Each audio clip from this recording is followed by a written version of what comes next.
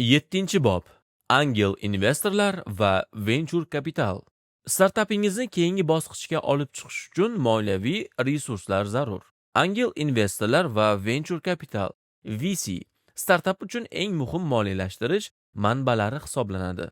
Bu bobda biz moliyalashtirish bosqichlari, angel investorlar va VC, ya'ni venture kapital firmalarini topish, kompaniya qiymatini hisoblash va muzokaralar olib borish usullarini ko'rib chiqamiz. Haqiqiy misollar va amaliy maslahatlar bilan siz investorlardan millionlab dollar olish yo'lida aniq qadamlar tashlay olasiz. Moliyalashtirish bosqichlari. Startaplar odatda quyidagi moliyalashtirish bosqichlaridan o'tadi. Pre-seed dastlabki g'oya bosqichi. Odatda 10 mingdan 100 ming dollar miqdorida mablag' kerak bo'ladi. Bu ko'pincha o'z mablag'lari yoki do'stlar, balki oiladan olinishi mumkin. Seed MVP yaratish va birinchi mijozlarni jalb qilish. 100 ming dollardan 2 million dollargacha kerak bo'lishi mumkin. Angel investorlar yoki akseleratorlar, masalan Y Combinator bu bosqichda faol hisoblanadi. Series A mahsulotni kengaytirish va bozor ulushini oshirish.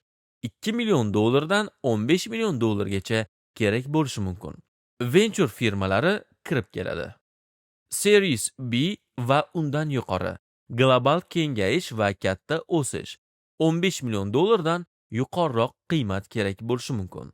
SpaceX Series A bosqichida 100 million dollardan ortiq jalb qildi va bugun milliardlab dollarlik kompaniyaga aylandi. Angel investorlar. Ular kim va qanday topiladi? Angel investorlar bu o'z shaxsiy mablag'larini startaplarga sarmoya kiritadigan shaxslar. Ular ko'pincha tajribali tadbirkorlar yoki soha mutaxassislari bo'ladi.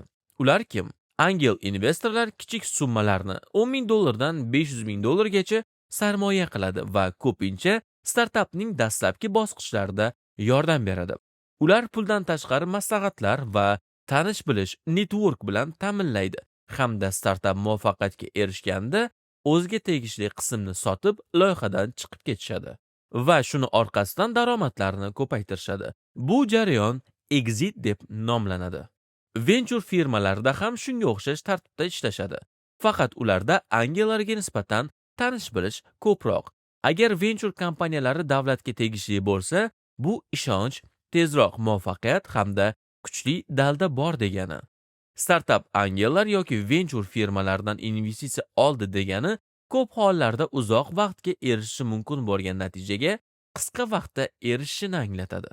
Misol uchun Facebookni birinchi angel investori 500 ming dollar sarmoya kiritgani va kompaniya qiymatini milliardlab dollarga yetishiga sababchi bo'lgan. Qanday topish kerak? Angel List startaplar va investorlarni bog'laydigan platforma.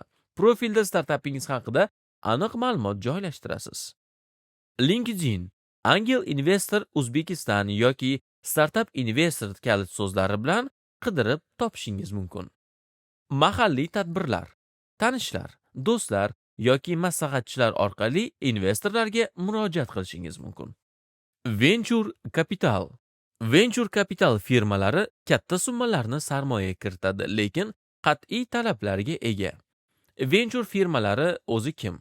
Venture firmalari misol uchun Sequoia Capital, Andreessen Horowitz kabi firmalar startaplarning o'sish bosqichlariga sarmoya kiritadi. Ular yuqori daromad keltiradigan loyihalarni qidiradi.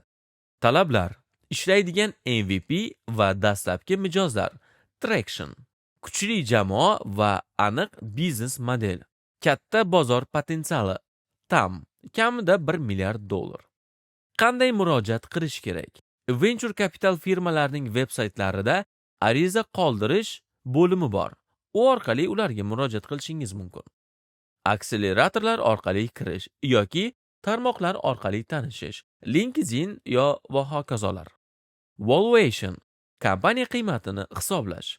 Kompaniya qiymati bu startapingizni moliyaviy qiymati. Investorlar ulush evaziga qancha sarmoya kiritishini aniqlaydi. Usullar: DCF Discounted Cash Flow kelajakdagi daromadlarni prognoz qilish va bugungi qiymatga keltirish.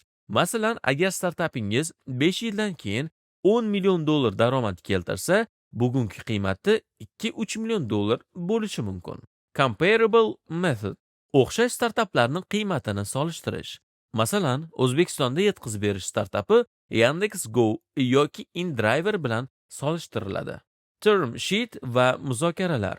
Term sheet investor bilan kelishuvni asosiy shartlarini belgilovchi hujjat. Unda quyidagilar bo'ladi: sarmoya miqdori va ulush foizi, huquqlar, vesting shartlari, ya'ni ulushlarni vaqt o'tishi bilan taqsimlash. Tayyorgarlik. Startapingizni o'sishi, bozor hajmi va jamoasini aniq ta'kidlashingiz kerak. Moliyalashtirish. Startapingizni kengaytirish uchun muhim qadam. Angel investorlar dastlabki bosqichlarda, venture kapital firmalari esa o'sish bosqichlarida yordam beradi. To'g'ri qiymatlash va term sheet orqali investorlar bilan muvaffaqiyatli kelishuvlarga erisha olasiz.